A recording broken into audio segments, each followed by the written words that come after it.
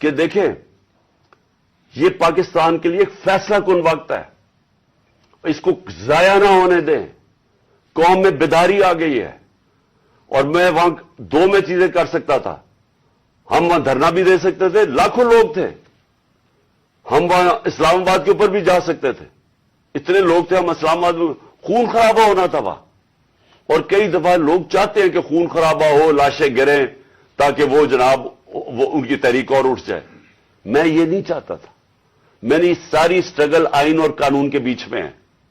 میں کبھی اس سے باہر نہیں نکلا، اور میں نے اس لیے فیصلہ کیا کہ بجائے ہم وہاں جائیں اور توڑ پھوڑ ہو اور تباہی ہو، میں نے فیصلہ یہ کیا کہ ہم جو دو اسمبلی اب قربان کرتے ہیں اپنی دو اسمبلیوں کو، ہم قربان کرتے ہیں اپنے ملک کے لیے، اور اس لیے کرتے ہیں کہ ان کو جب 66% پاکستان میں الیکشن ہوگا، جب ہم ان دو اسمبلیوں سے نکلیں گے، جو میں بھی بتانے لگا ہوں کب نکلیں گے.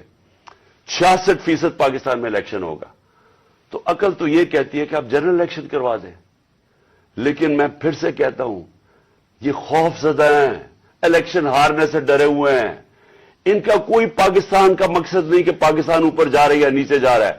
ان کا مقصد ایک ہے، کیسے اپنا چوری کا پیسہ بچانا ہے انہوں نے، اور اس لیے یہ الیکشن نہیں کروائیں گے. اور اسی لیے ہم نے فیصلہ کیا کہ ہم الیکشن کروائیں گے. اور میں نے اپنے سارے وکیلوں سے پوچھ لیا ہے، یہ کوشش بھی کریں گے الیکشن کمیشن کے ذریعے کہ یہ کسی طرح ڈیلے ہو جائے. آئین بالکل اجازت نہیں دیتا 90 دن کے آگے.